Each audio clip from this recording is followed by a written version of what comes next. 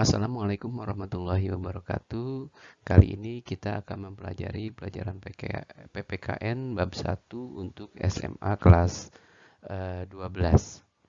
Adapun materi kita berkaitan dengan kasus-kasus pelanggaran hak dan pengingkaran kewajiban warga negara. Buku yang kita pakai sebagai referensi, yang pertama buku penerbit dari Kemendikbud, yang kedua beri Erlangga, yang ketiga dari referensi lain yaitu buku Undang-Undang Dasar 1945.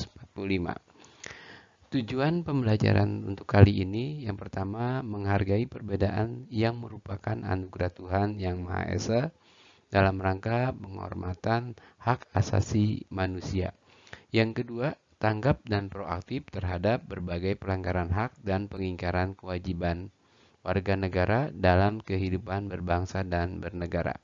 Yang ketiga, menganalisis nilai-nilai Pancasila terkait dengan kasus-kasus pelanggaran hak dan pengingkaran kewajiban warga negara dalam kehidupan berbangsa dan bernegara. Terakhir, menyajikan hasil analisis nilai-nilai Pancasila terkait kasus-kasus pelanggaran hak dan pengingkaran kewajiban dalam kehidupan berbangsa dan bernegara. Ya, inilah tujuan pembelajaran kita dan mudah-mudahan akan tercapai sesuai dengan apa yang kita harapkan. Selanjutnya, amati gambar yang ada berikut ini. Berdasarkan gambar tersebut, buatlah pertanyaan yang berkaitan dengan kasus-kasus pelanggaran hak dan pengingkaran kewajiban warga negara. Kalian bisa melihat dari sudut apa kalian gunakan pelanggaran tersebut. Ya, selanjutnya hak warga negara. Hak warga negara merupakan segala sesuatu yang harus diperoleh warga negara dari pemerintah. Ya, jadi kalian bisa lihat apa hak kita.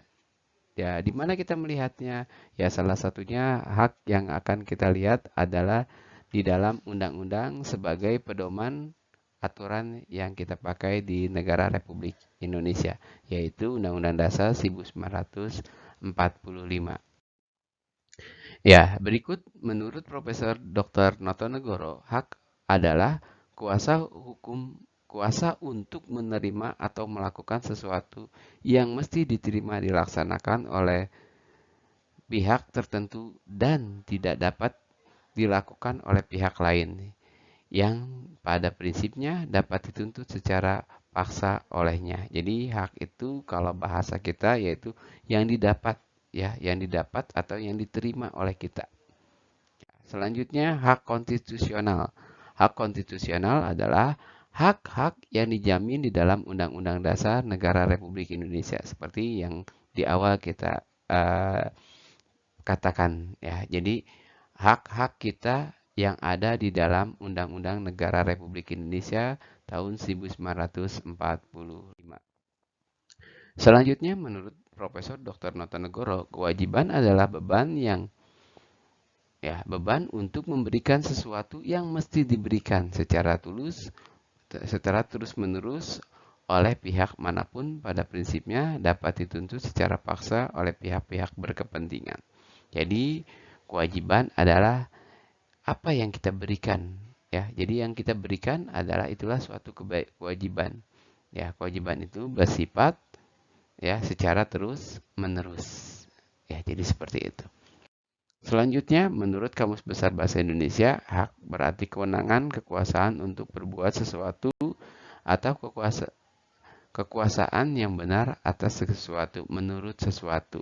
Ya, jadi menurut Kamus Besar Bahasa Indonesia ini, ya, kewenangan, ya, hak berarti kewenangan. Jadi kewenangan itu apa yang harus kita dapat gitu sebenarnya, ya. Kekuasaan untuk berbuat sesuatu. Ya, selanjutnya kewajiban berarti keharusan segala sesuatu yang harus dilaksanakan atau segala sesuatu yang menjadi tugas manusia. Ya, jadi kita apa yang diberikan tugas kita manusia, yaitulah harus kita lakukan. Ya. Selanjutnya adalah warga negara.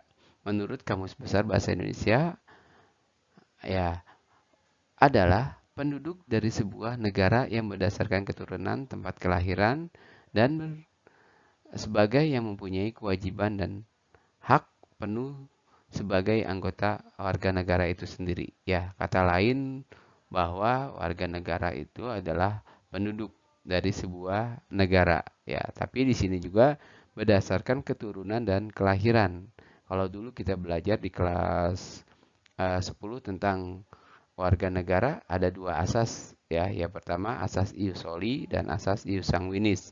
Asas ius soli berdasarkan pada tempat lahir, sedangkan asas ius sanguinis berdasarkan pada keturunan.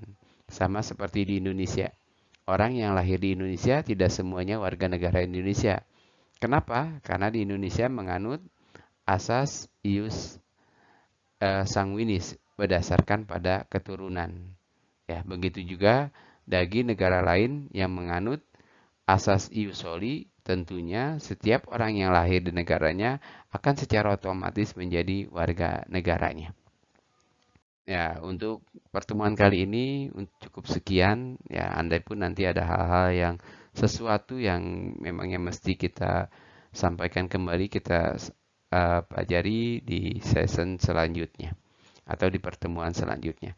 Mungkin itu saja untuk pertemuan kali ini. Saya akhiri. Wabillahi taufiq hidayah. Assalamualaikum warahmatullahi wabarakatuh.